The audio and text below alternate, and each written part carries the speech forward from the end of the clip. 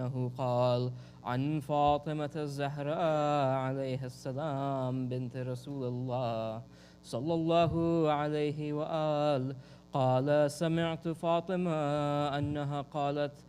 أنها قالت دخل علي أبي رسول الله في بعض الأيام فقال السلام عليك يا فاطمة فقلت عليك السلام قال إني أجد في بدني ضعفا فقلت له أعيذك بالله يا أبتاه من الضعف فقال يا فاطمة ائتيني بالكساء اليماني فغطيني به فأتيته بالكساء اليماني فغطيته به وصرت أنظر إليه وإذا وجهه يتلألأ كأنه البدر في ليلة تمامه وكماله فما كانت إلا ساعة وإذا بولدي الحسن قد أقبل وقال السلام عليك يا أمه فقلت عليك السلام يا قرة عيني وثمرة فؤادي فقال يا أمه إني أشم عندك رائحة طيبة كأنها رائحة جدي رسول الله فقلت نعم إن جدك تحت الكساء فأقبل الحسن نحو الكساء وقال السلام عليك يا جداه يا رسول الله أتأذن لي أن أدخل معك تحت الكساء فقال وعليك السلام يا ولدي ويا صاحب حوضي قد أذنت لك فدخل معه تحت الكساء فما كانت إلا ساعة إذا بولدي الحسين قد أقبل وقال السلام عليك يا أمه فقلت عليك السلام يا ولدي ويا قرة عيني وثمرة فؤادي فقال لي يا أمه إني أشم عندك رائحة طيبة كأنها رائحة جدي رسول الله صلى الله عليه وآله فقلت نعم إن جدك وأخاك تحت الكساء فدنا الحسين نحو الكساء وقال السلام عليك يا جداه السلام عليك يا من اختاره الله أتأذن لي أن أكون معكم تحت الكساء فقال وعليك السلام يا ولدي ويا شافع أمتي قد أذنت لك فدخل معهما تحت الكساء فأقبل عند ذلك أبو الحسن علي بن أبي طالب وقال السلام عليك يا بنت رسول الله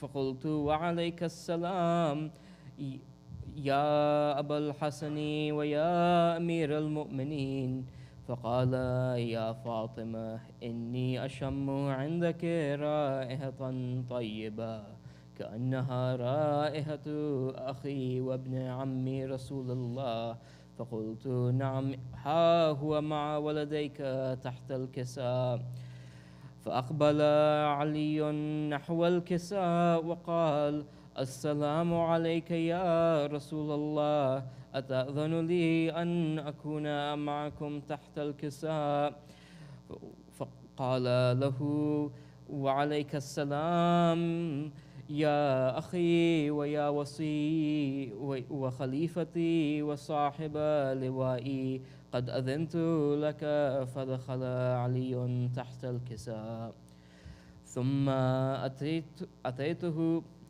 أتيت نحو الكساء وقلت السلام عليك يا أبتاه يا رسول الله، أتأذن لي أن أكون معكم تحت الكساء؟ قال وعليك السلام يا بنتي ويا بضعتي، قد أذنت لك. فدخلت تحت الكساء. فلما اكتملنا جميعا تحت الكساء، أخذ أبي رسول الله بطرفه الكساء وأومأ بيده اليمنى إلى السماء وقال اللهم إن هؤلاء أهل البيت وخاصتي وحامتي، لحمهم لحمي ودمهم دمي، يؤلمني ما يؤلمهم ويحزنني ما يحزنهم. أنا حرب لمن حاربهم وسلم لمن سالمهم وعدو لمن عاداهم ومحب لمن أحبهم. إنه مني وأنا منهم، فاجعل صلواتك وبركاتك ورحمتك وغفرانك ورضوانك علي وعليهم، واذهب عنهم الرجس وطهرهم تطهيرا. فقال الله عز وجل يا ملائكتي ويا سكان سماواتي، إني ما خلقت سماء مبنية ولا أرضا مدحية ولا قمرا منيرا ولا شمسا مضيا ولا فلكا يدور ولا بحرا يجري ولا فلكا يسري إلا بمحبة هؤلاء الخمسة الذين هم تحت الكساء.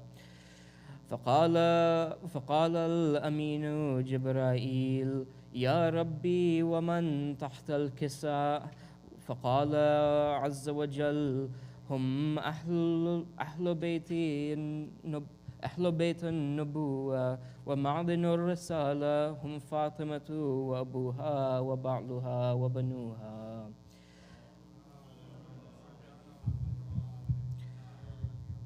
فقال جبرائيل يا ربي أتأذن لي أن أحبط إلى الأرض لأكون معهم سادسا؟ فقال الله نعم قد أذنت لك. فحبط الأمين جبرائيل وقال السلام عليك يا رسول الله، العلي الأعلى يقرئك السلام ويخصك بالتحية والإكرام ويقول لك وعزتي وجلالي إني ما خلقت سماعا مبنية ولا أرضا مدحية ولا قمرا منيرا ولا شمسا مضيئة ولا فلكا يدور ولا بحرا يجري ولا فلكا يسري إلا لأجلكم ومحبتكم، وقد أذن لي أن أدخل معكم، فهل تأذن لي يا رسول الله؟ فقال رسول الله وعليك السلام يا أمين وحي الله، إنه نعم قد أذنت لك. فدخل جبرائيل معنا تحت الكساء. فقال لأبي إن الله قد أوحى إليكم يقول إنما يريد الله ليذهب عنكم الرجس أهل البيت ويطهركم تطهيرا.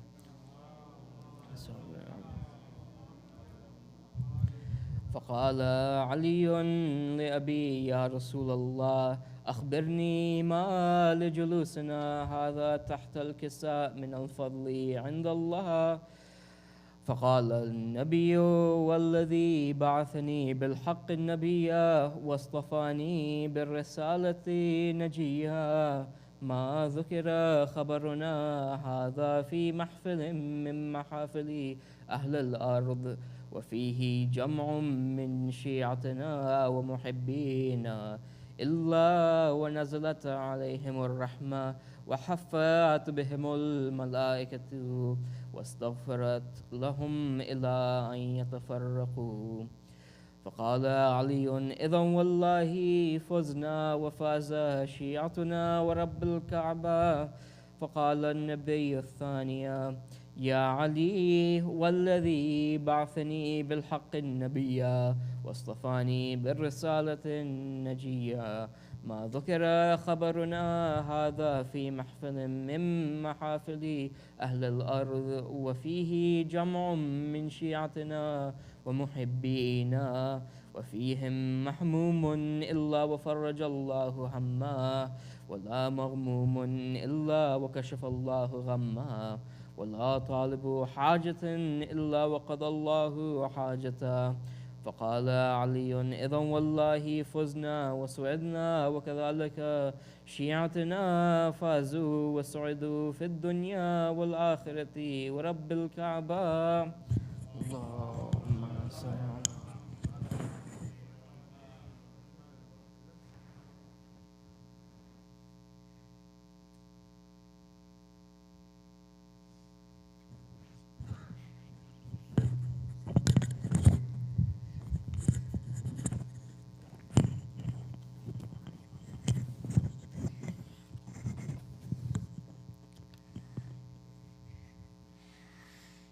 صلوات.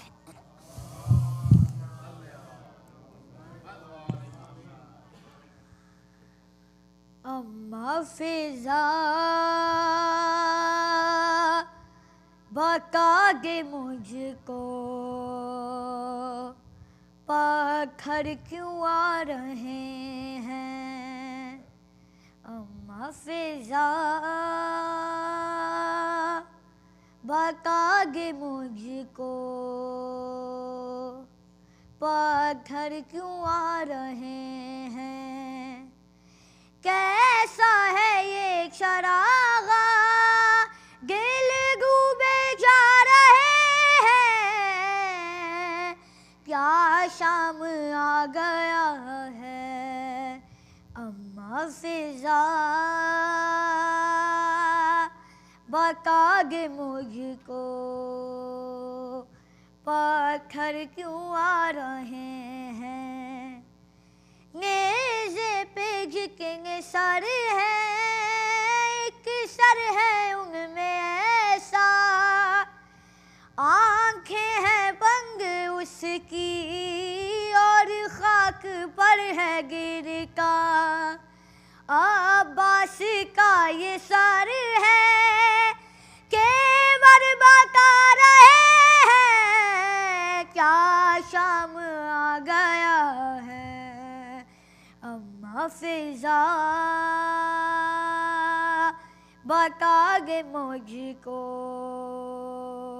پتھر کیوں آ رہے ہیں.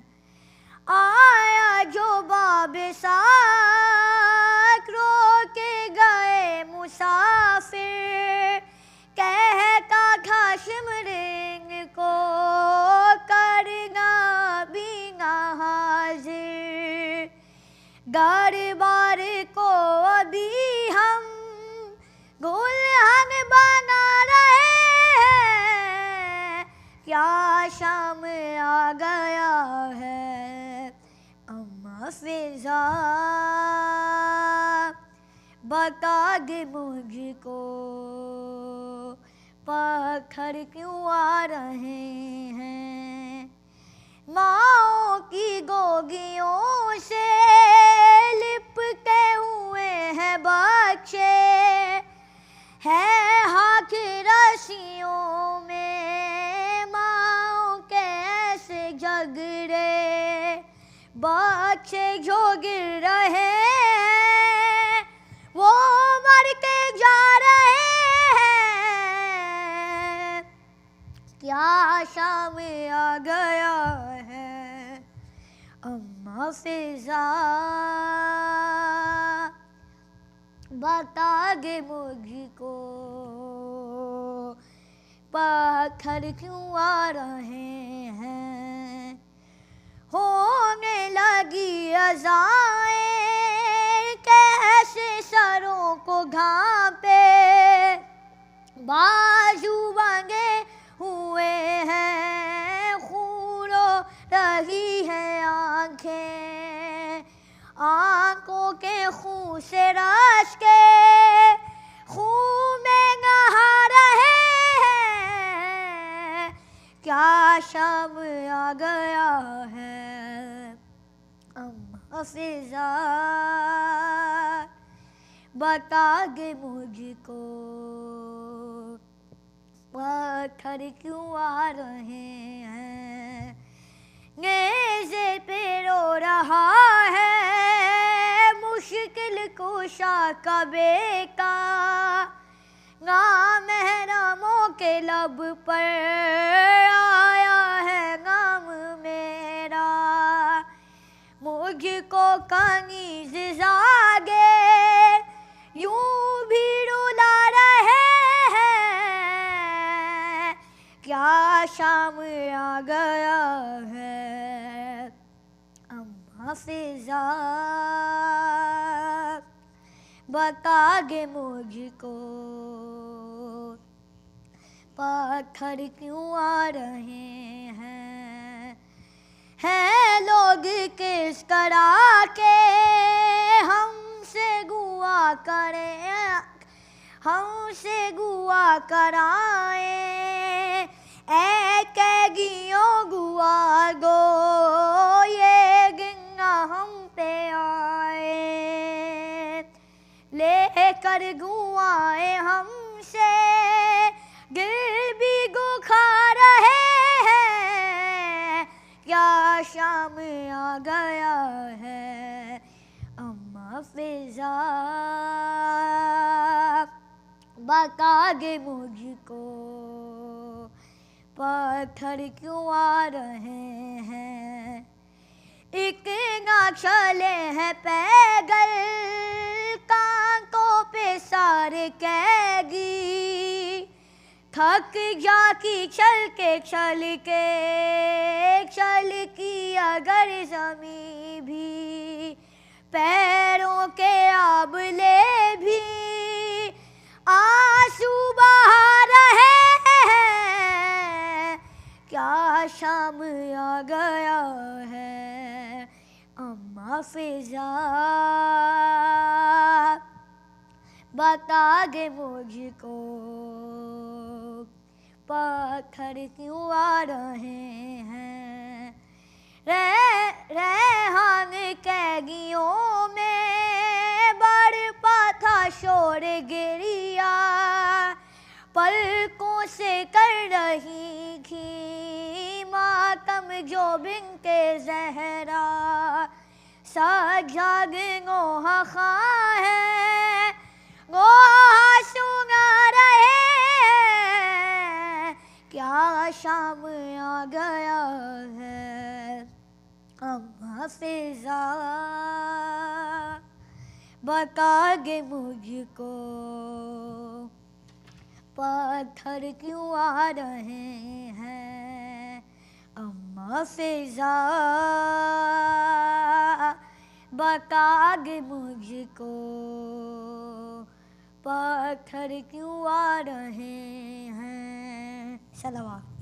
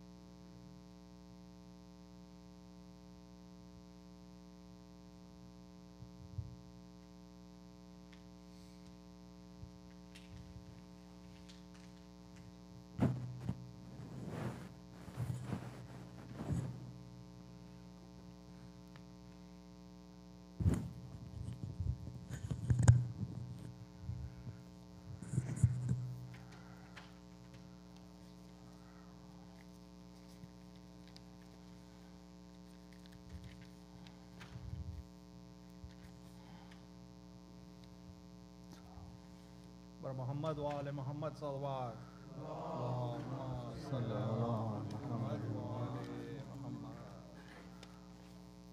ایک اور صلوات پڑھیے اللہم صلی علی محمد وآل محمد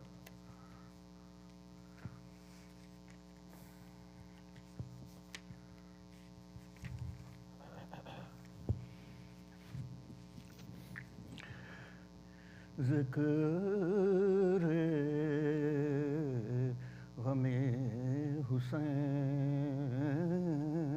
سے محفل سجی رہی گل ہو گیا چراغ مگر گل ہو گیا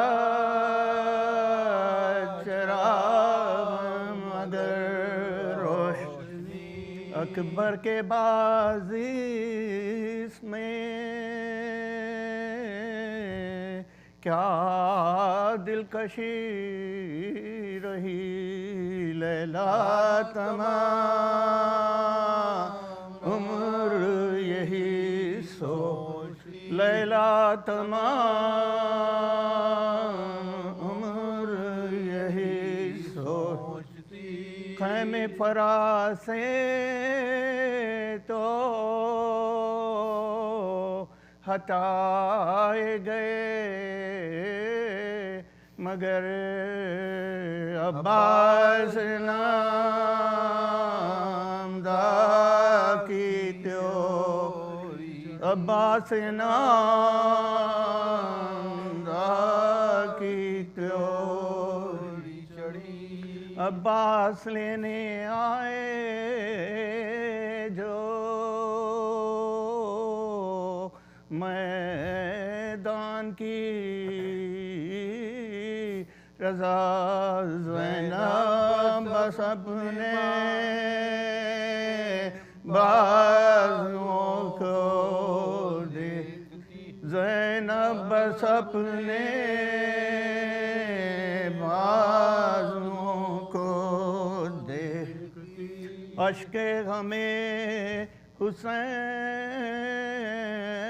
کا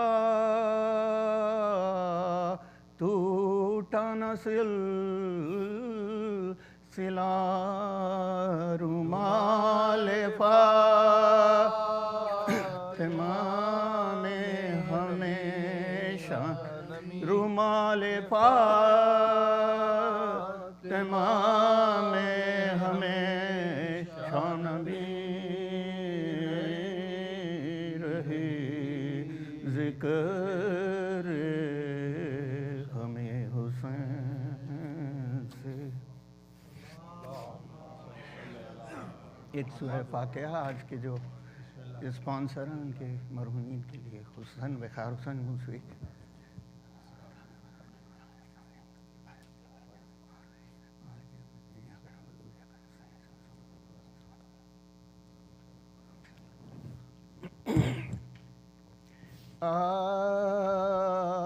آمد ہے لے بیت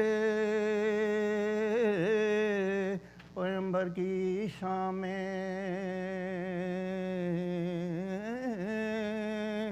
گیس کھلے ہوئے ہیں عزائے امام میں سر پیٹتی ہیں فاطمہ دار السلام میں زینب یہ نہا کرتی ہے بلوایا زینب یہ نہا کرتی ہے بلوایا اور لوگوں خبر کرو میرے نانا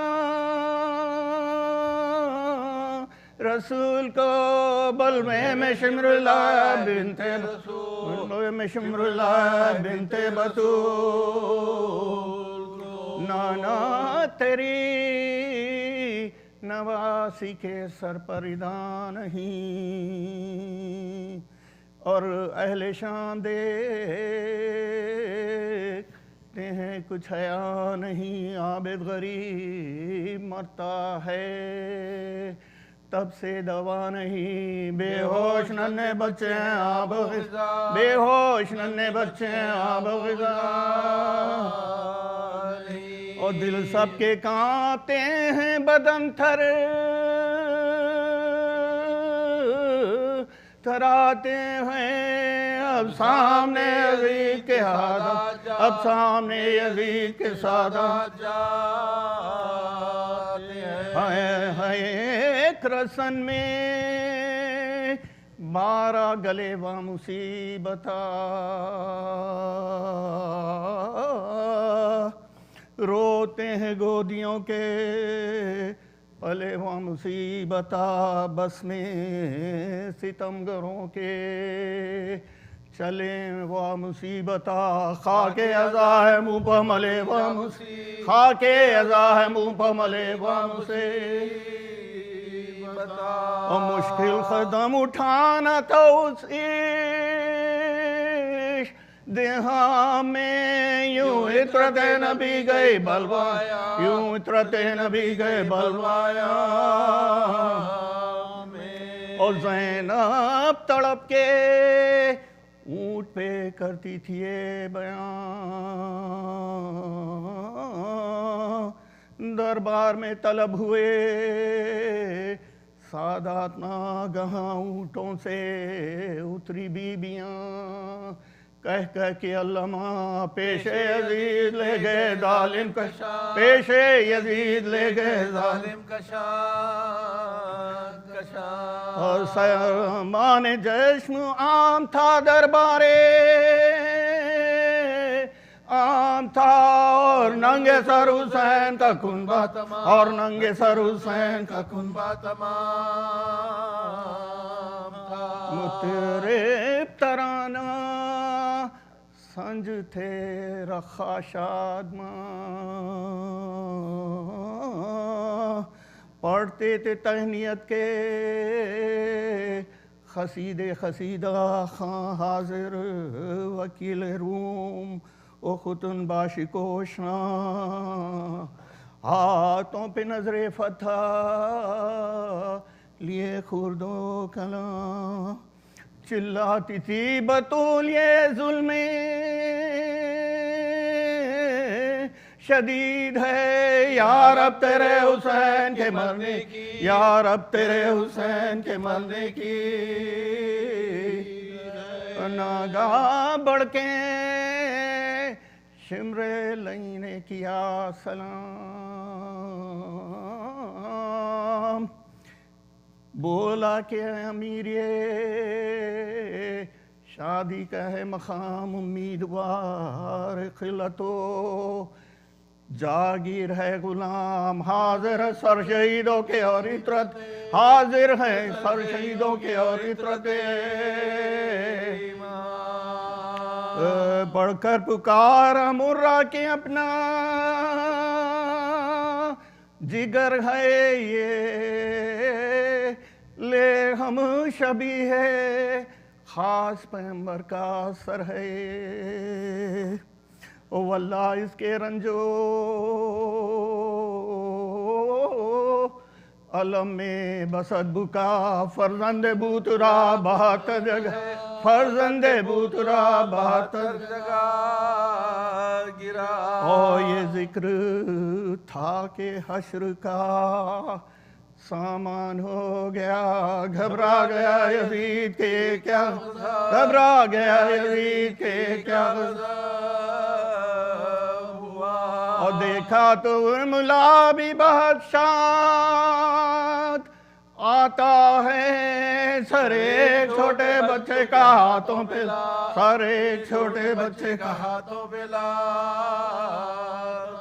اور ہے خون حلق کے اوپر جمع ہوا ننا سموہ پیاس کے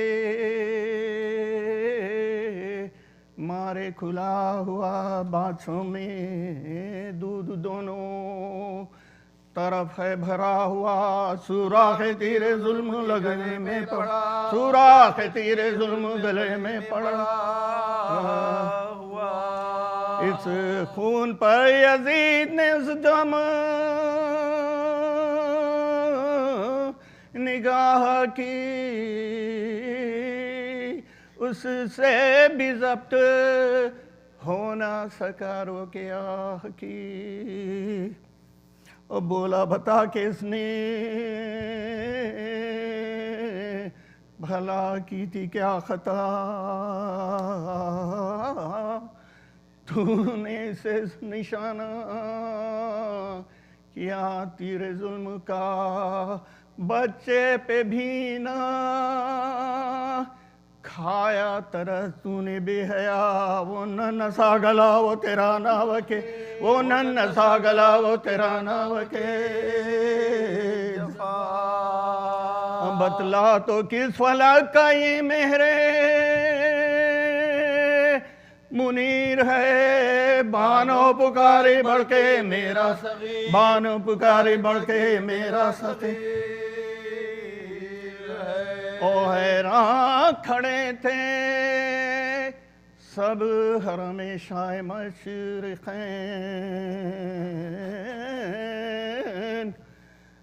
مہر سکوت لپنا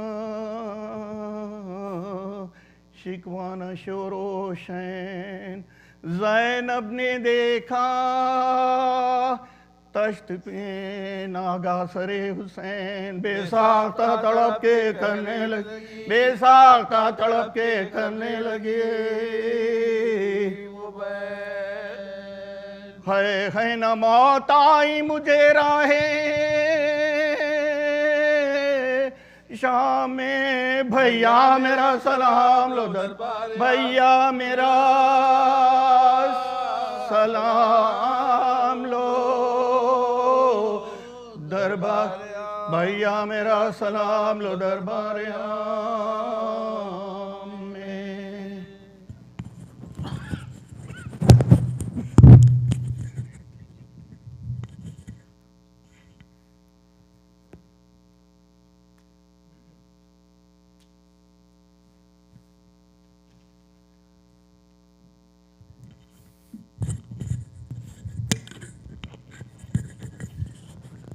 صلوات.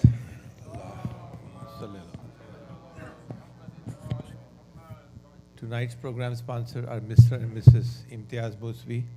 There is a request for a Surah Fatiha for Sayyid Askari Hassan Zaki Musvi, Ibn Asad Ali, Haidari Begum bint Razim Musvi, Bikhar Hussain Musvi, Badrul Hassan Zaidi, Sayyid Muhammad Hasnain, Aliya Khatun, Sayyidul Ulama Ali Nakhi Nakhwi, and all marhumeen of the Azadars.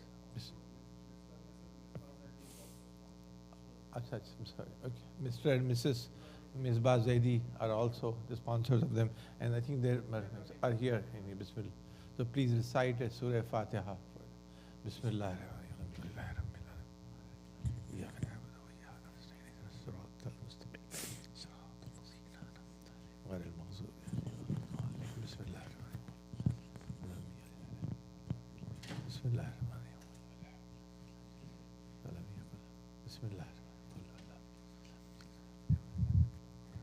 Salawat.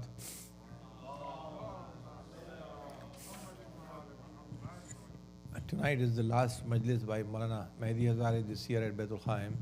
He's a young and very studious, mashallah, very illuminating majalis that he recited with us. And we pray for his health, inshallah, and we also request him to please remember us in his dua and remember us while he makes his Muharram program, inshallah, next year. Not just Muharram program, but the entire year's program, inshallah. So with a loud salawat, let's welcome him. I want to remind you that next weekend we have Majalis Friday, Saturday and Sunday, but that's a long weekend. So there are a few Majalis during the day also by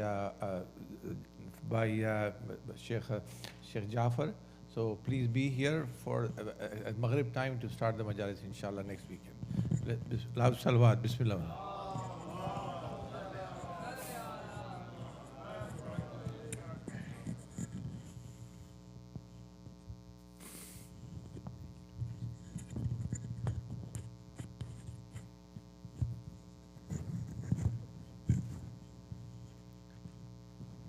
I'd like to know what Dr. Sadiq has done to make his eyes the way he has made them. If you see me as young, Comparatively. Maybe. Ya Allah. By the way, my knees and my back feel these days, and there's nothing young about me.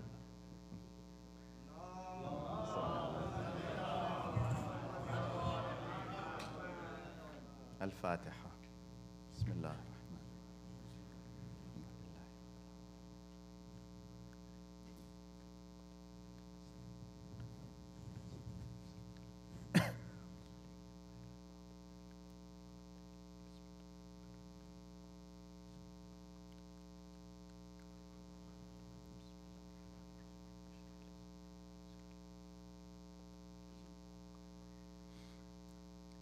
بسم الله الرحمن الرحيم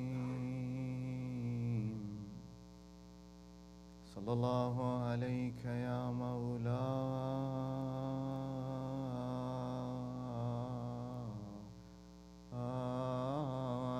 يا رسول الله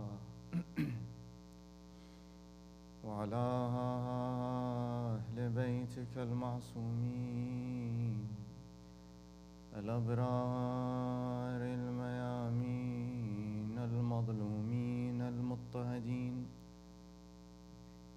السلام عليك وعلى ولدك المظلوم أبي عبد الله الحسين يا رحمة الله الواسعة ويا باب نجاة الأمة يا غريب يا مظلوم يا عطشان كربلاء ما خاب والله من تمسك بكم أمن من لجأ والتجأ إليكم يا ليتنا فيا ليتنا كنا معكم سادتي فنفوز والله فوزا عظيما بسم الله الرحمن الرحيم ربنا لا تزغ قلوبنا بعد إذ هديتنا وهب لنا من لدنك رحمة إنك أنت الوهاب آمنا بالله صدق الله العلي العظيم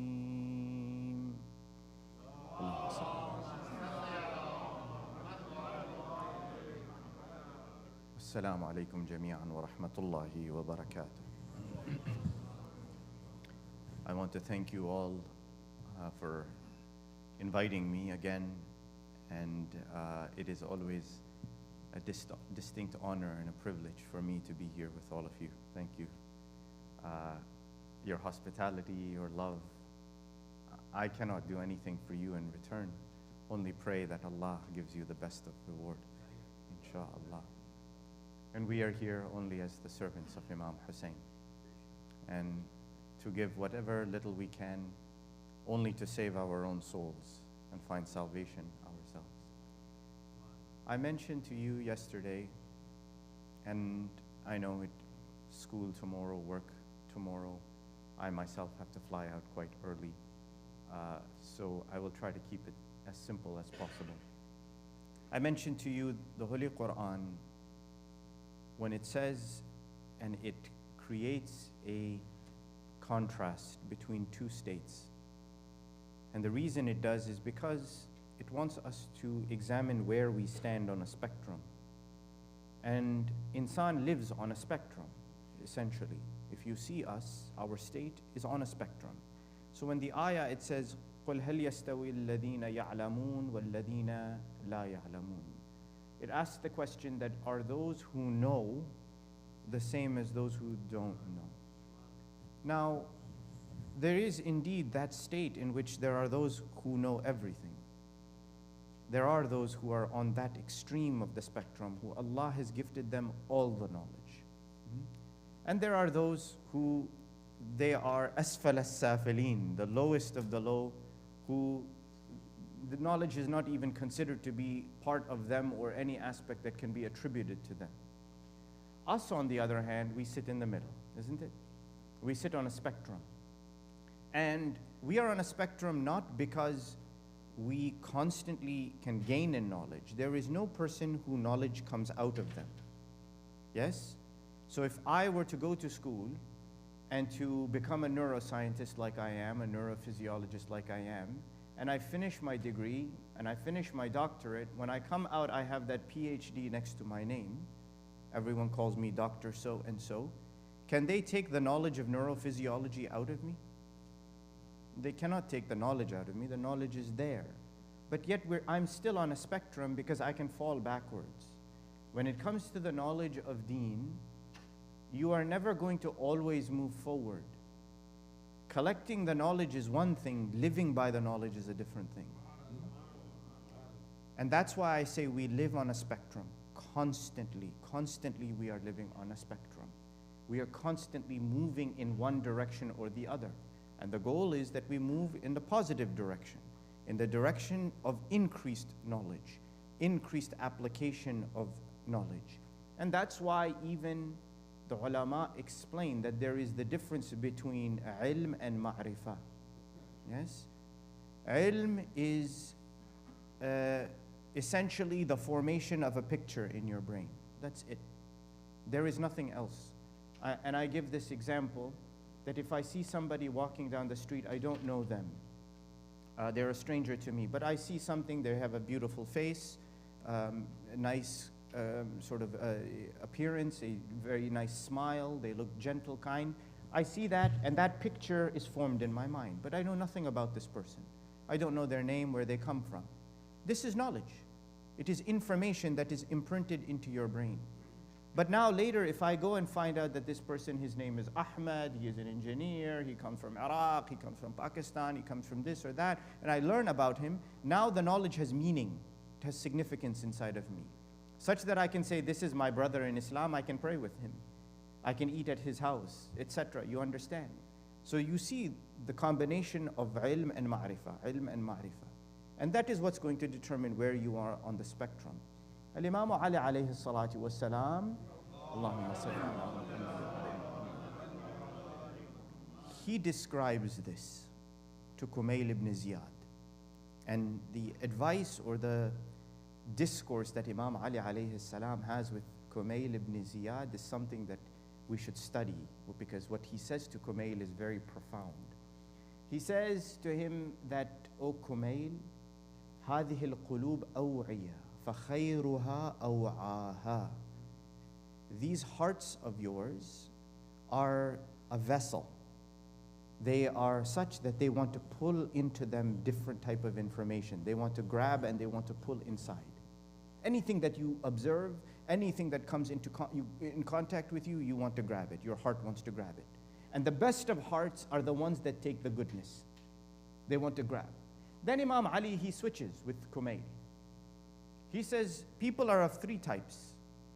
There are three types of people, and I am sure you have heard this riwayah, as is reported from Amir al-Mu'mineen. He says, Alimun Rabbani. The first group is the one who is knowledgeable, chosen by Allah. Alimun Rabbani, meaning the Rabb has appointed him and given him knowledge, or given them knowledge. Meaning, you cannot enumerate or count the level of their knowledge. The second group is al-muta'allim ala sabil al-najat. The second group are those who are learning on the path of salvation. He didn't say they know already. Look, Amir al-Mu'mineen didn't say they already graduated with PhD, so they know. They have a doctorate, they are a lawyer, they're this. No, he says, muta'allimun ala sabil al-najat. They are learning until they get najat, until they are saved and get salvation. Now I ask you, what is salvation? Where is that salvation? Tell me, is it a finish line somewhere? It is when we stand in front of Allah subhanahu wa ta'ala and Allah says, go, Jannah's door is there, go enter. That is najat, is it not? That is the najat. Until that point, until the moment we stop, which is death for us, you are still going to learn. You are muta'allim ala sabil al-najat. You are learning, constantly constantly acquiring knowledge, constantly trying to live by that knowledge. The third group, Amir al-Mu'mineen Ali ibn Abi Talib alayhi salatu wassalam. Allah. He says, وَهَمَجٌ رَعَاء أَتْبَاعُ كُلِّ نَاعِقٍ يَمِيلُونَ مَعَ كُلِّ رِيحٍ. He says, this third group, they are untethered. They're untethered. They follow any random person. Any random person, they will follow them. And if the wind blows that way, they will go that way with the wind.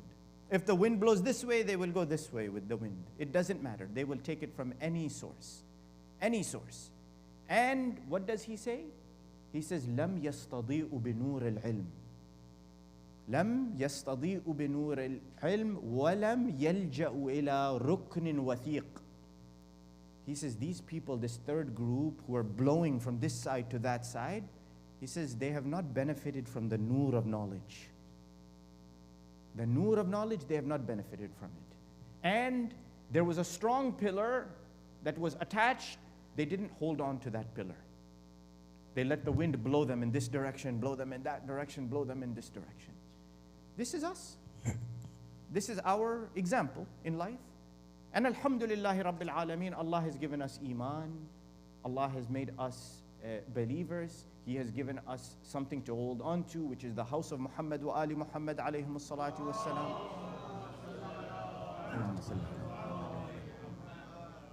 But now the question comes, is that with Madinatul Ilm, that is Rasulullah, the Bab of Madinatul Ilm, the door of that city, can we sit and say that that's enough?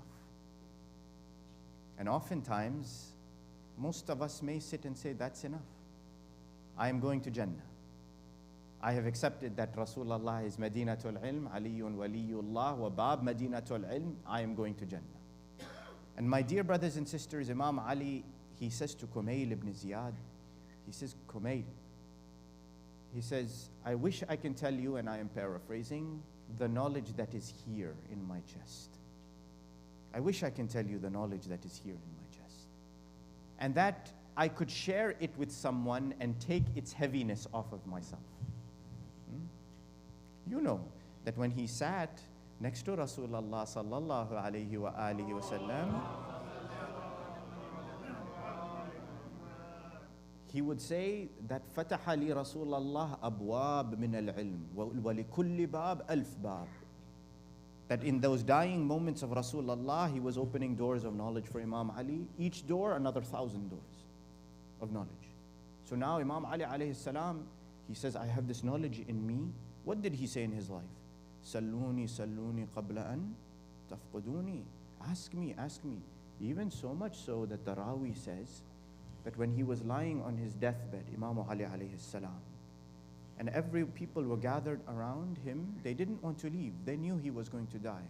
The color from his skin had gone. He had become yellow from the strike of Ibn Muljam. And he was lying there. The Rawi, he even says that Amir al-Mu'mineen, he said, Salluni, salluni qabla an tafquduni, walakin khaffifu su'alakum li musibati imamikum. Even on his deathbed, he said, ask me before you lose me. But down the deathbed, he said, make your question gentle because of the musibah of your imam right now. Even on that moment, he says, take this knowledge from me. So Amir al-Mu'mineen, he says to Kumail ibn Ziyad, he says, Kumail, he says, I have this knowledge in me, on me, that I want to share, but I cannot. He says, oh Kumail, if I share it with one person, one type of person, one type of people, they will take it and it will make them arrogant. And with it, they will either chase after their desires and the world and all of the hawa that is there, all of the shahwa that is there. They will chase after it with that knowledge. Or they will oppress the people. They will sit arrogantly on top of the people. This is one group.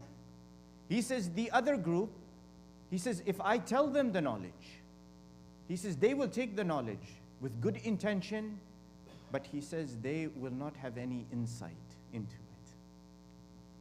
They will not be able to see it for its truth. Now look who he's talking to maybe.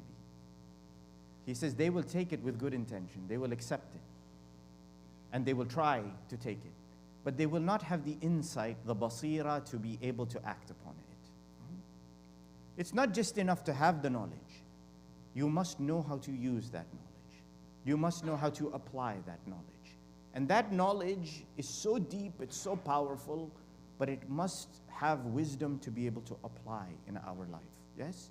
And the sad thing is that we apply this in our daily lives, in our professions. We don't apply it for religion. Tell me, a doctor who goes to medical school for 4 years, comes out and does a residency. We have a surgeon sitting here who comes out and does a residency, yes, and has the theoretical knowledge that they learned in the book. Does that make them a practicing physician? No, it doesn't, because you need the knowledge to then apply it and use it correctly in the right circumstances. Same thing if you want to fix a car. You can read about it in the book. Does that mean you can fix a car? You cannot fix a car. It goes for everything. This goes for every single thing in life. That the knowledge may be there, but if you don't know how to apply that knowledge, then what is the good of that knowledge? The same happens for the Ahlul Bayt alayhim salatu wassalam.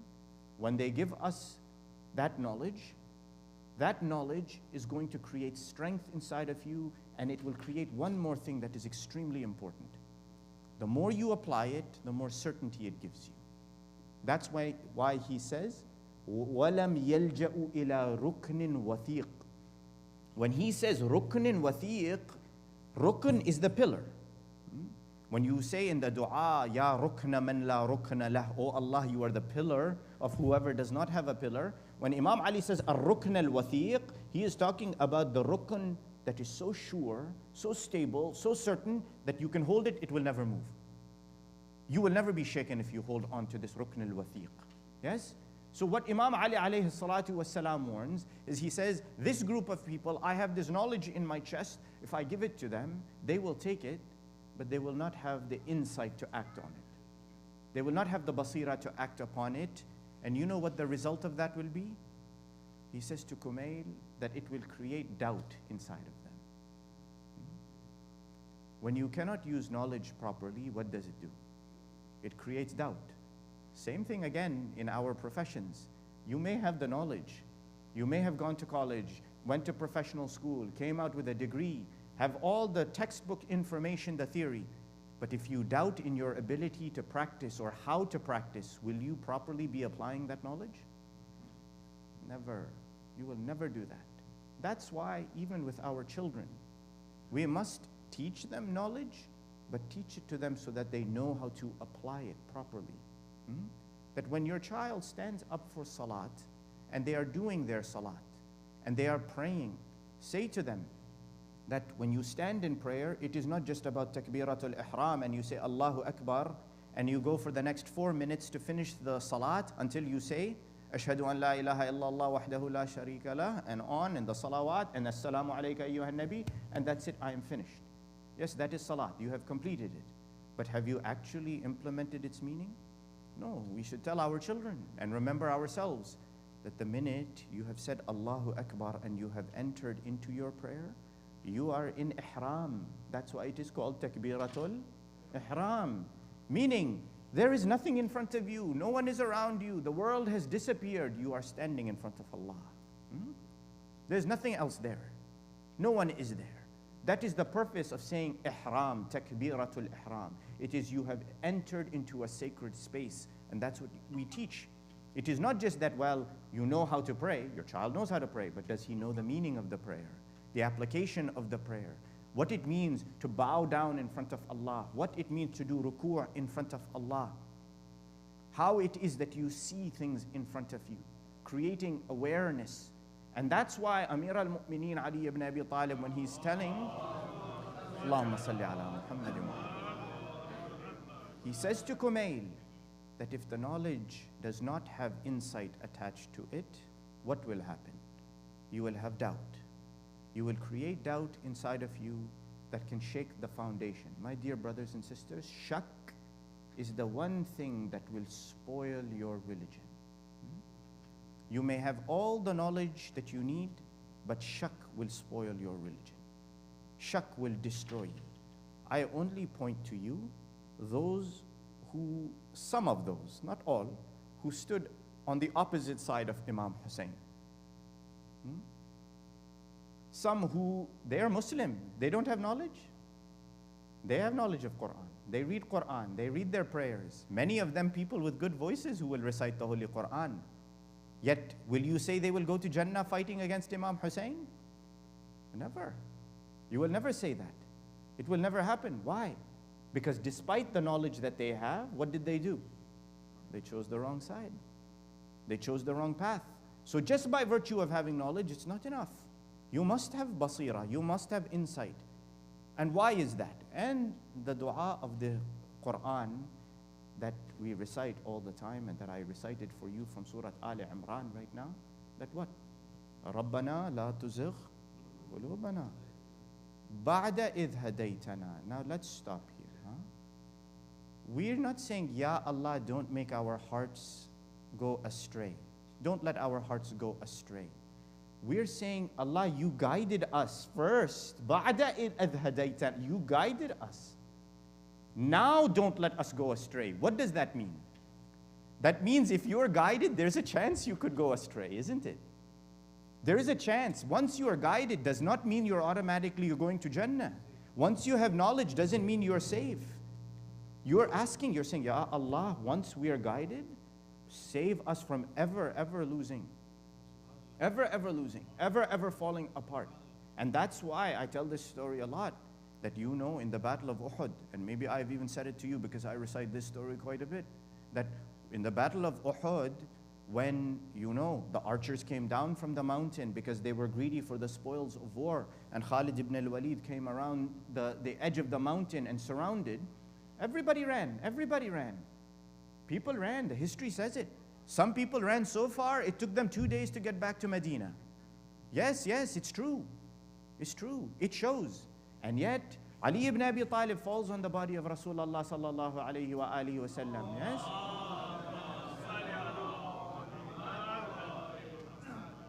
And when they ask, they go to Rasulullah, they say, Ya Rasulullah, Ali ibn Abi Talib, he fell on your body to protect you. Why did he do this? How did he do this? He says, why are you asking me? Ask Ali ibn Abi Talib. Go. They went, they said, Ya Ali. Everyone ran. Everyone was bewildered. Everyone went in this direction, that direction. You knew where is the mihwar, right there in front of you. You went and protected him immediately. Why? How did you do this? He said one thing. He says, أَأَكْفُرْ بَعْدَ الْإِيمَانِ. He says, أَأَكْفُرْ بَعْدَ الْإِيمَانِ. I have found Iman. Should I now choose kufr instead? Huh? Look how he says it. It's not just that I am mu'min, where else will I go? No, he says, أَأَكْفُرْ بَعْدَ الْإِيمَانِ. Should I do kufr after I have chosen to call myself a mu'min? So that means that anyone who considers themselves to be mu'min, someone who has the hidayah of Allah subhanahu wa ta'ala, that they're not susceptible at risk of going astray, anybody is. Shaitan is targeting those people. And what does shaitan says? Shaitan himself, he says, ثُمَّ لَأَتِيَنَّهُم مِّن بَيْنِ أَيْدِيهِمْ وَمِنْ خَلْفِهِمْ وَعَنْ أَيْمَانِهِمْ وَعَنْ شَمَائِلِهِمْ. He says, I will come from every side. Every side I will come. In front, behind, right, left. I will target them from every side. And that's why that dua, that رَبَّنَا لَا تُزِغْ قُلُوبَنَا بَعْدَ إِذْ هَدَيْتَنَا وَهَبْ لَنَا مِن لَدُنْكَ رَحْمَةً. Look at this dua that we are asking. I will finish this and I will go to the end, inshaAllah. That this dua, when you say زَيْغَ الْقَلْبِ لَا تُزِغْ قُلُوبَنَا. The beauty of the Quran, again, I feel for myself, there is nothing more than that. We need the Quran and its words and its deep meaning. زَيْغَ الْقَلْبِ has been explained in different ways. It means that once you find certainty, what happens? Once you find security, safety, you're holding on to something tight, زَيْغَ الْقَلْبِ, it means suddenly you shake and you fall from that certainty. Such that you become what? Uncertain, but also what? Bewildered. When you have nothing to hold on to, right? When you have nothing strong and firm to hold on to, how do you feel? You feel firm? You feel secure? You feel certain? No, you feel the opposite of that. You feel like everything is shaking under your feet. that there is no certainty, there's no peace, there's no tranquility. That's why zayg al-qalb, when they explain it, it means the doubt that arises inside of you after you were previously certain. And it is such a doubt that it causes anxiety inside of you. It causes you to shake.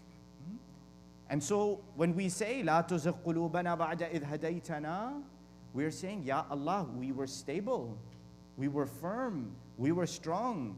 And Ya Allah, when we got to this point, do not allow us to slip. And the only way that will happen is by your mercy. وَهَبْ لَنَا مِن لَدُنْكَ رَحْمَةً. Give us from you. Ladunka means from you, give us rahmah. Give us your mercy. Allow us to be deserving of that mercy. Ya Allah. That connection is very great. And let me say this, that the only way that happens is if we remove the things from in front of our eyes. We don't see the way we need to see. We don't have that insight that Imam Ali was telling Kumail about, because we are fettered and chained to everything in this life. Everything. Everything has become a part of our body. Everything has become so close to us that when it breaks, when it is taken away from us, when it hurts, it shatters us from the inside. And that is what we have to resolve to change and to create tranquility, to create peace. It is described that once Al-Imam Al-Rida, alayhi salatu wassalam, he was brought in front of Ma'mun al-Abbasi. And you know that when Imam was taken from Medina up to Khurasan, that Ma'mun al-Abbasi wanted to make him the heir apparent to him. That look, once I die, you yabna Rasulullah, you will become the Khalifa after me. Imam Rida, he says, leave me alone. I don't want any of this. This is not what I seek. I want none of this. Leave me be. He kept pressing him, and Ma'mun was devious. He wanted to use the name of Imam Rida to get the Shia to support him. So Imam Rida, he kept pressing Imam Rida, kept insisting. Imam Rida, feeling the threat of Ma'mun, he says, okay. He says, I will accept with the condition that you will not make me judge anybody, that I will not have to rule on anybody, that you will not ask me to intervene on anything. Essentially, you want to point me, fine, but I'm not going to do any of the things that your government does or act on behalf of your government or your regime in any way. In the meantime, Imam Rida is brought consistently to the court, and people will ask him some questions. People will challenge him. And Ma'mun will use this to his benefit. One, he will always benefit, because if someone asks Imam Rida and defeats Imam Rida in the questioning, then he has essentially discredited the grandson of Rasulullah. That's a benefit to Ma'mun. Now, on the other hand, if Imam Rida defeats the person who is in the court asking him the questions, that also benefits Ma'mun, because Ma'mun says, I brought him to Khurasan. See how devious Ma'mun al-Abbasi was. Now, one day they say a man, he comes, and he says, I want to ask questions of Abu al-Hasan. Ma'mun, he says, ask. He says, take permission from Ali ibn Musa. So they take permission. Imam Rida, he says, ask. The man, he says to him, he says, Yabna Rasulillah, how is it that you know that you are Imam? How is it that you and your forefathers and the way you have claimed that Imamat is, how is that established? Imam Rida alayhi salatu wassalam, he says this is based on the Nas. Nas meaning the verses of the Holy Quran that are clear, expositional, that tell you what it is, and the words of Rasulullah sallallahu alayhi wa alihi wa sallam. Allahumma salli. The man, he says, I have a second question. He says, Ya Abu al-Hasan, Ya Ali ibn Musa. He says, how is it that the affairs are known to you? How things are going to happen, insight. He's asking him, how is it that you have such clear insight? Imam al-Rida alayhi salam, he says, this is a ahd, this is a covenant that we have received from Rasulullah. As the children of Rasulullah, we have been gifted with certain things, and by virtue of our faith and our knowledge, we know. Finally, the man, he says, I have one more question. He says, how do you know what is in the hearts of people? Now this question, I stopped at, when I read it first time many, many years ago, I stopped at this question, and I thought to myself, what a powerful thing to have, yes? Because we can talk to people and see them on the surface, but we don't know what's in their heart, yes? A person can be a total munafiq in front of you, smiling, giving you the sweetest of words, but harbor hatred and animosity to you on the inside. There's no way for you to know. There's no way. But sometimes you do. You can see through them, yes? You can see through the core of the matter and see the way things actually are. That's why even the dua of Rasulullah is what? Allahumma arinil ashya'a kama hiya. The dua of Rasulullah, Allah, show me the things the way they really are. So this man asks, he says, how do you know what is in the hearts of the people? Imam al-Rida, he says, have you not heard what Rasulullah sallallahu alayhi wa alihi wa sallam has said? He says, have you not heard what my grandfather has said? اتقوا فراسة المؤمن فإنه ينظر بنور الله.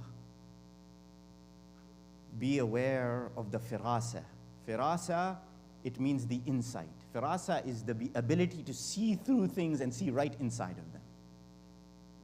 He says, be aware of the firasa, of the insight of a mu'min, because he or she sees through the light of Allah subhanahu wa ta'ala.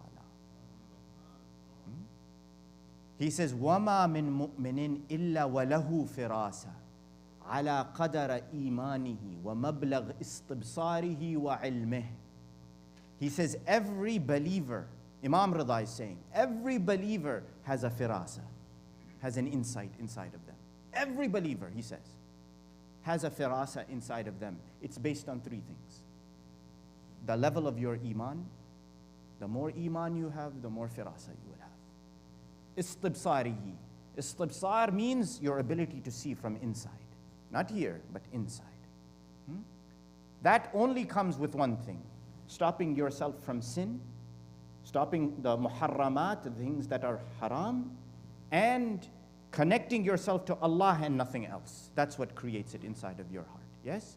And the last thing, ilm. Three things: iman, istibsar, and ilm. Imam Rida, he explains, yes? And that's why he says, have you not read the ayah of the Quran, إِنَّ فِي ذَلِكَ لَآيَاتٍ لِلْمُتَوَسِّمِينَ? The signs are for who? The mutawassimin. Mutawassimin are who? The people who see through everything and see to the heart of the matter. Imam Rida, he says, إِنَّ أَوَّلَ الْمُتَوَسِّمِينَ Muhammad sallallahu alayhi wa alihi wa sallam. Allahumma salli ala Muhammadin. ومن بعده أمير المؤمنين علي بن أبي طالب عليه الصلاة والسلام. اللهم صل على محمد. That is where we are trying to go. And that's why when we are teaching our children, when we are learning ourselves, it is not just about learning the knowledge and memorizing the knowledge. It's saying, how does that knowledge connect to us? Just look at the word zayg that I explained to you. By understanding its meaning, that God, once I have iman, don't let me slip towards doubt. Don't let me shake and become anxious. The minute in your life you feel your iman is shaking, God forbid doubt is coming in, you remember that ayah and you say, رَبَّنَا لَا تُزِغْ قُلُوبَنَا. Immediately. Once you have that deep understanding, that insight inside of you, you will not shake. You will not shake. That's why, again I say this to you, the beauty of the example of Karbala. Yes? That the people, they asked this question, that Al-Imam Abi Abdullah al-Hussein, if he knew he was going to die, why go up to Kufa? Why go up towards Kufa? And there are many explanations, philosophical, practical. One of the explanations, you know, that because he had received how many hundreds and thousands of letters from Kufa. And so if he had not acted on those letters and gone up, then what would he have done? People would have said, Hussein ibn Ali, he ran away. He didn't face the Taghiyah. He didn't face the tyrant Yazid. People were ready to support him. He ran away. Why didn't he go fight? Yes? Some said, no, sit in Medina. Why didn't he just sit in Medina? Because the threat was on him. Imam Hussein acted. And he saw through and through what needed to be done. And he saw, believe me, you think our Imam didn't see we will be sitting here today because of him? He saw. He certainly saw. Just like all of our Imams have seen us sitting here today taking their names. Why? Because they knew what needed to be at that moment, what had to be done. Imam Hassan, by doing the sulh with Muawiyah, did he not know what was going to happen? He knew what was going to happen. He did what was necessary to open the eyes of the people. Same thing with Imam Zain al-Abidin, same with al-Baqir, same with al-Sadiq, and on and on and on. To be able to do what you need to do requires knowledge and it requires insight along with it. These two things have to be together. You cannot have knowledge by itself and not have insight, not learn what to do with that knowledge. And the price that is paid for us to sit here, my dear brothers and sisters, you know better than I. And that the difficulty of the musibah of Imam Hussein, you carry in your heart. That, what does Imam Hussein say? He says, أَنَا قَتِيلُ الْعَبْرَةِ مَا مِن مُؤْمِنٍ يَذْكُرُنِي إِلَّا بَكَى. I am the one they killed me thirsty. They killed me thirsty. There is no mu'min who remembers my name except they start crying immediately. Now I say to you that if that is Al-Hussein, then who is Al-Hawra Al-Aqila, Zainab Al-Kubra? Who there she sits and she says, تَقَبَّلْ مِنَّا هَذَا الْقُرْبَانِ. Allah accept this sacrifice from us. Take it from us, Ya Allah. And when they bring her in to Kufa, and we are in the night of the 1st of Safar, but when she came into Kufa, just hear from me a few words. That she entered in those days, Kufa had an area that was basically an open field almost in the city. It was dirt. Nothing else was there. The shepherds who would take their cattle outside, the sheep, the goats, and everything, when they come back into Kufa from outside, from feeding and watering their animals, will bring their animals here to this place. And the animals will defecate, they will wash them there. They brought the daughters of Rasulullah to this place inside of Kufa. They held them inside of a little, like a house, almost a holding area. It was not a house even, a holding area. And the men of the army of Umar ibn Sa'ad, la'natullahi alayh, they started to say that we will start to take prisoners of war, slaves from these women. Ya Allah. One by one, they start to argue amongst themselves who is going to take what slave, until finally someone stepped forward and they said, you have not thought carefully about what you are proposing to do to these women. He said, these women, their tribal men are here in Kufa. And if they see their women, their sisters, their daughters being taken, they will fight and a bloodshed will start. So be very careful. So someone said, let the tribes come and take their women. The tribes that are there in Kufa, their women are being held captive there. Let them call them and take them. So they say that the first tribe that comes is the tribe of Banu Asad. The tribe of Banu Asad steps forward. And the man, he says, Asadiyya, Asadiyya, ukhruji, ukhruji. Oh, daughter of Banu Asad, come out, come out. Come out. Our men are here, we will take you. The ladies of the Banu Asad, they get up, they come out. Then the tribe of Khuzair, they come forward. They say, Khuzairiyya, Khuzairiyya, ukhruji, ukhruji, come out, come out. The Khuzairi women, they stand up, they come out, they are reunited with their brothers, their fathers and husbands, and they go. Another tribe comes forward. The tribe of Tamim comes forward. They say, Tamimiyya, akhraji, akhraji, akhraji, come out. The ladies of the Tamim come out, they go. Finally, one lady is remaining there, and some other ladies are gathered, and her tribe comes. They call the name of her tribe. She gets up to go. As she is getting up to go, she turns and she sees these ladies sitting there inside. And one lady sitting there in the middle, she says, what about you? What about you? Where are you going to go? Where is your tribe? And the answer that came, أين تذهب من ليست له عشيرة ولا أهل? Where will the one go who has no family left?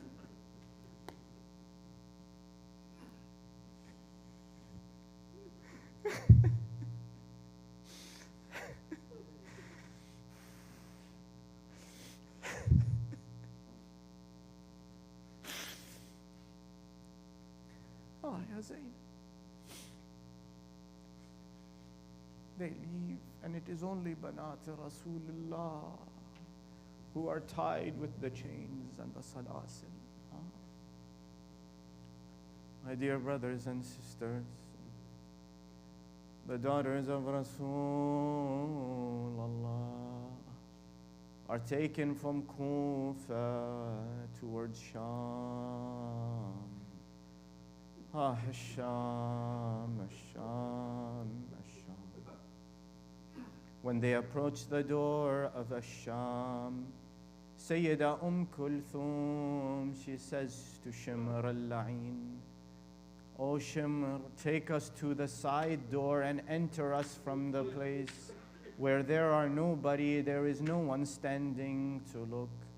Shimr la'natullahi alayh, he brings them to the main door of Damascus, the main entry point where all of the people have gathered. Suddenly a rider, he comes forward. He is from Medina. He comes forward. His name is Sahl ibn Sa'ad. Sahl ibn Sa'ad, he describes, "I come riding up towards Damascus, towards Sham. I see the banners are flying from the minarets, from the turrets. I see people are beating the drums as if there is a celebration of some kind. As I approach the door of Sham, I see these ladies. Their hands are tied with the ropes. The chains are around their necks. They are being made to walk. In the middle of them, there is a soldier. He is riding. In his hand is a spear. When I looked up at the spear, I saw the head of somebody from who the nur is shining." Sahl ibn Sa'ad, he comes forward. He sees a young little girl walking amongst the prisoners going to Sham. He says, "Ya bunayya, ya bunayya, ana Sahl ibn Sa'ad. فإذا عندك حاجة أقضيها لك." He says, "Oh my daughter, oh little girl, I am Sahl ibn Sa'ad, one of the companions of Rasulullah. If you have a need, if there is something I can fulfill for you, tell me and I will fulfill it." فنظرت إليه البنية وقالت: "يا ابن سعد، قل لصاحب هذا الرأس أن يقدم أمامنا حتى يشتغل الناس بالنظر إليه ولا إلى بنات رسول الله." She says to him, "O Ibn Sa'ad, you want to fulfill something for me? Go and tell the soldier holding the head of Al-Hussein to move forward and away from us so that the people can stare at the head and not look at the daughters of Rasulullah." They brought the sabaya, the prisoners, in towards the court of Yazid la'natullahi alayhi.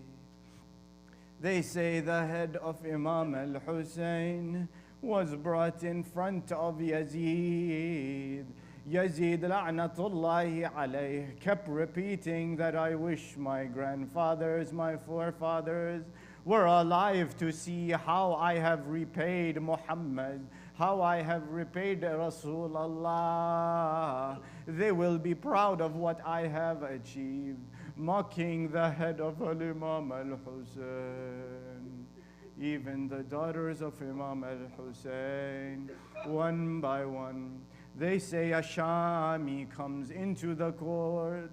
He says to Yazid that, "Oh Yazid, give me this little girl as a slave. Let me take her." Yazid is about to give permission when Al-Hawra Zainab steps forward. Fatima bint Al-Hussein, she says, "Ya Ammata, Ya Ammata, my aunt, are you going to let them take me, and I am just a child? I have no one, and are they going to take me as a slave? Sayyida Zainab steps in front. She says, Yazid, you have no right. What gives you the right when your daughters and your women are safe and secure, and the daughters of Rasulullah are being made to parade? They are taken prisoner from one place to another. But what can we say about Al-Haqila Zainab? In those moments, وَكَأَنِّي بِسَيِّدَةِ زَيْنَبْ, as if we hear her voice, looking at the head of Al-Hussein in the darbar of Yazid, saying, Wa Husayna, Wa Husayna, Wa Husayna, انظر إلي يا حسين, انظر إلى زينب. Look at your sister Zainab, O Hussein. أنت يا حسين في نوم هني, وزينب فقيدة وحيدة بدون أي ناصر. My brother Ya Hussein, you are sleeping a peaceful sleep. Here is Zainab, oh, here is Zainab. Here is Zainab alone. No Abu al-Fadl al-Abbas, no Ali al-Akbar, no Qasim ibn al-Hasan.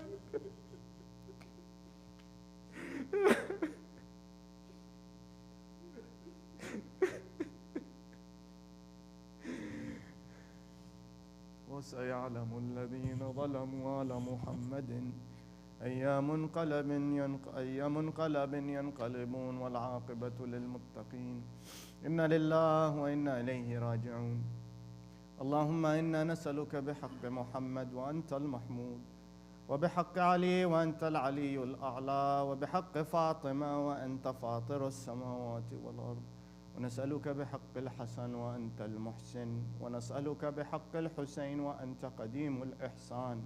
اللهم إنا نسألك بغربة الحسين وعطش الحسين ودم الحسين, fridge عنا يا الله فرجا عاجلا قريبا كلمح البصر وهو أقرب من ذلك, وافرغ علينا صبرا وتوفنا مسلمين. والصلاة والسلام على سيدنا محمد وآله الطيبين الطاهرين.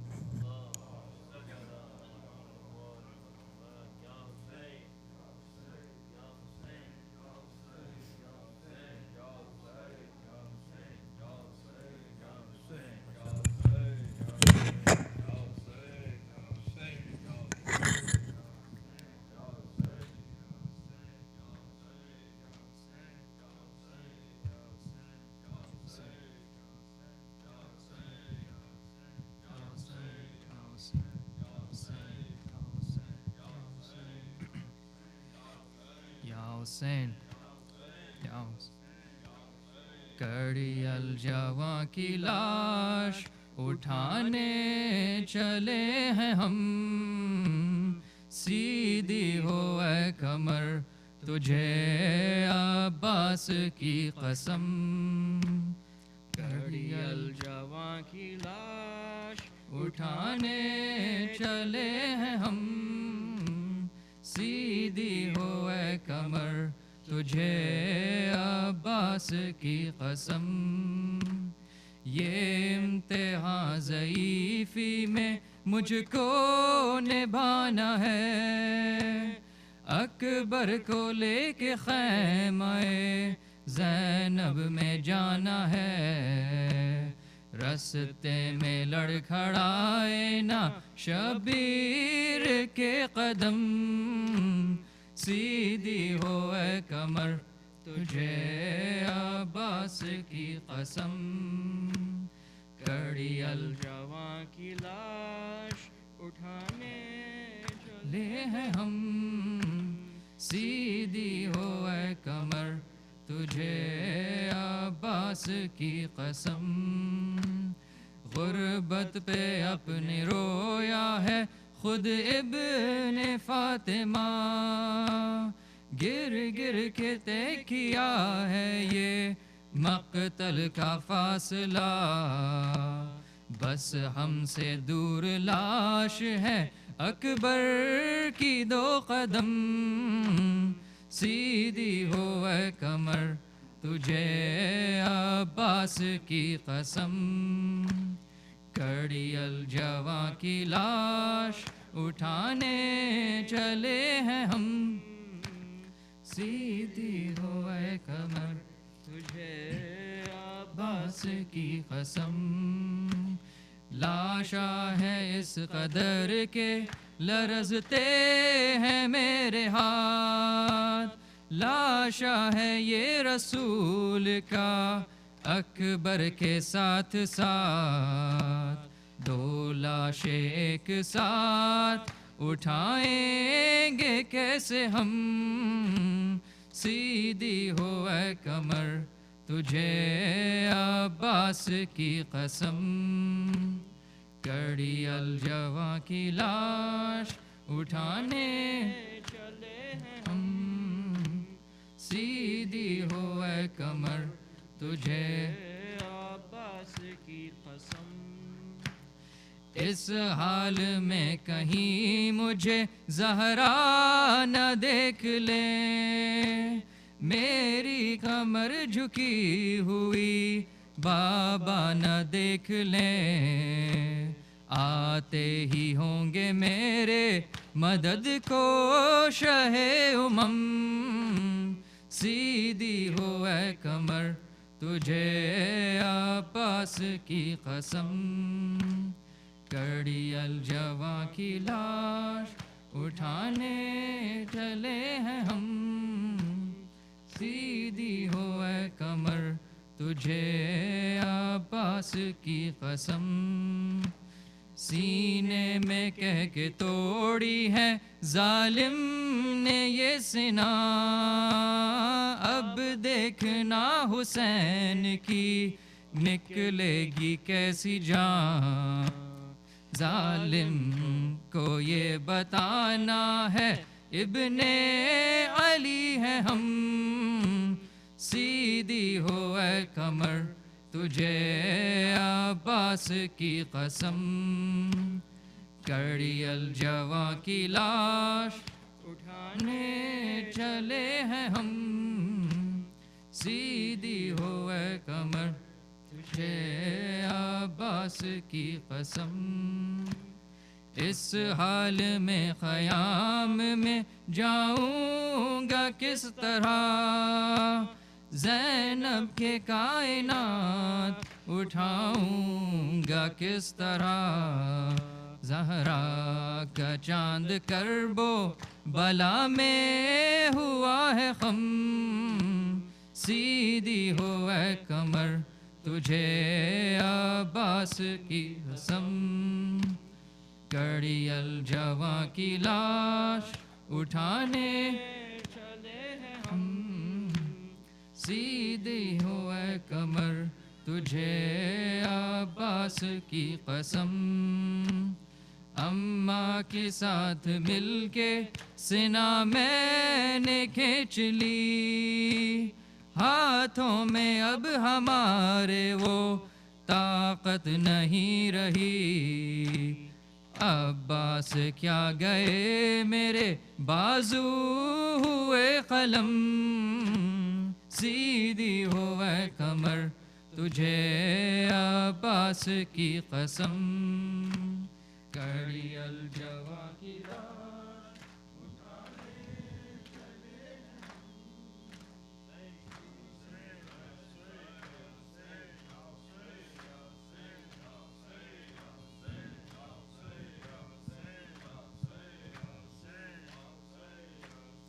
شام کا بازار عابد بیمار شام کا بازار عابد بیمار شام کا بازار عابد بیمار شام کا بازار عابد بیمار پاؤں میں بیڑی توخ گرا بار شام کا بازار عابد بیمار شام کا بازار بھولے گا نہ وہ منظر نیزے پہ سر سرور بھولے گا نہ وہ منظر نیزے پہ سر بے مکناؤں بے چادر بلوے میں پھپھی مادر اور مجمع کفار عابد بیمار شام کا بازار عابد بیمار شام کا بازار بازار کی زیبائی کوٹھوں پہ تماشائی بازار کی زیبائی کوٹھوں پہ تماشائی آدھا کی سفارائی اور عالم تنہائی وہ بے کسو لاچار عابد بیمار شام کا بازار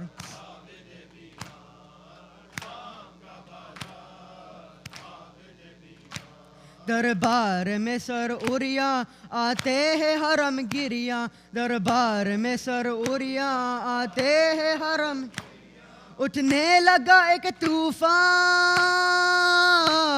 میں شرکس ہے ساما جنبش میں ہے دربار عابد بیمار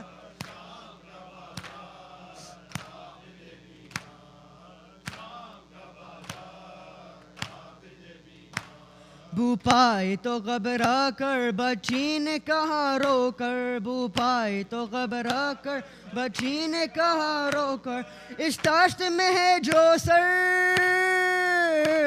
وہ تو ہے سر سرور کیسے کرو دیدار عابد بیمار شام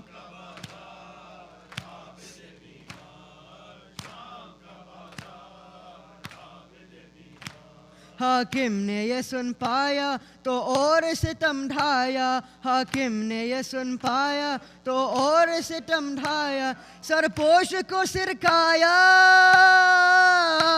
اور بچی کو دکھلایا چلائے وہ ایک بار عابد بیمار شام کا بازار عابد بیمار کچھ شمرے سے فرما دو گردن میری کھلوا دو کچھ شمرے سے فرما دو گردن میری کھلوا دو سر بابا کا دلوا دو یا اس کو یہ سمجھا دو مارے نہ ستمگار عابد بیمار شام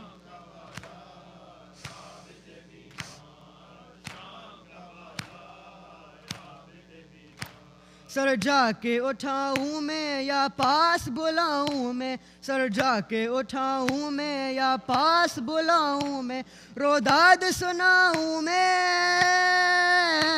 سینے سے لگا لوں میں دیکھے بر دربار عابد بیمار شام کا بازار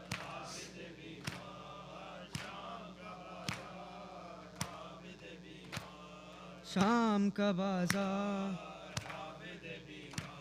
کہنے لگی پھر رو کر پیاری ہے اگر دختر کہنے لگی پھر رو کر پیاری ہے اگر دختر آ جا یہ ہاتھوں پر سب دیکھ لے یہ منظر الفت کہو اظہار عابد بیمار شام کا بازار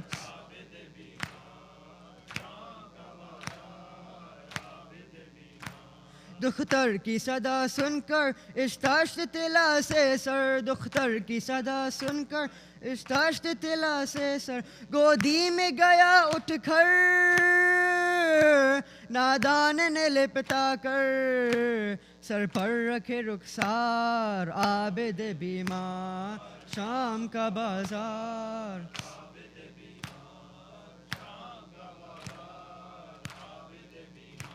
جب بابا کا سر پایا دل بچی خبر آیا جب بابا کا سر پایا دل بچی خبر آیا ہر ظلم کو دہرایا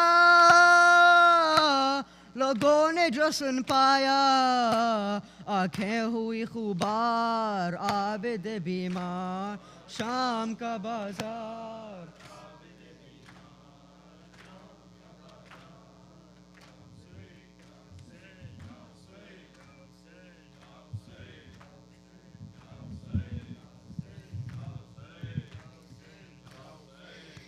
یا رب کوئی معصومہ زندہ میں نہ تنہا ہو یا رب کوئی معصومہ زندہ میں نہ تنہا ہو یا رب کوئی ہمیں نہ تنہا ہو یا رب کوئی معصومہ زندہ میں نہ تنہا ہو یا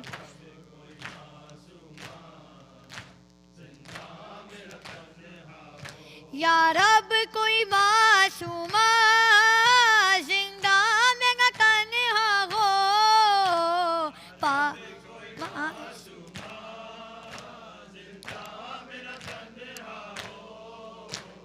پابند نہ ہوا ہے ہائے پابند نہ ہوا ہے رونے پہ نہ پہرا ہو یا رب کوئی معصومہ ہو یا رب کوئی معصومہ کی جس کو نیند آکی شبیر کے سینے پر کی جس کو نیند آکی شبیر کے سینے پر زندہ گھر زندہ ہے زندہ گھر زندہ اس کے لیے قضا ہو یا رب کوئی معصومہ زندہ میں نہ تنہا ہو یا رب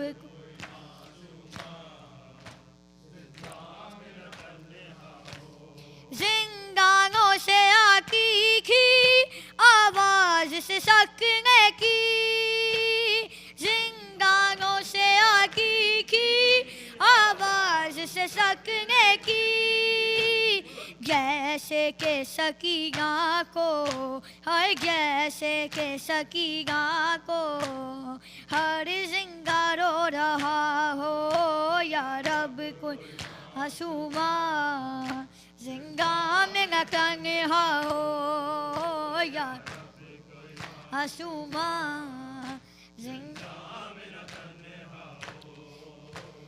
ٹکرائے گا وہ کیوں کہ زندان کے واروں سے ٹکرائے گا وہ کیوں کہ زندان کی دیواروں سے بھائی سے اور پھوپھی سے ہائے بھائی سے اور پھوپھی سے جس کو جدا کیا ہو یا رب کوئی گانے نہ کرنے ہو یا رب کوئی معصومہ زندان میں نجفی یاد آئی سکینہ کی زندان میں نجفی یاد آئی سکینہ کی دل رو رو کہہ رہا ہے ہائے دل رو رو کہہ رہا ہے اب نہ اجالا ہو یا رب معصومہ زندہ میں نہ تنہا ہو یا رب کوئی معصومہ زندہ میں نہ تنہا ہو یا حسین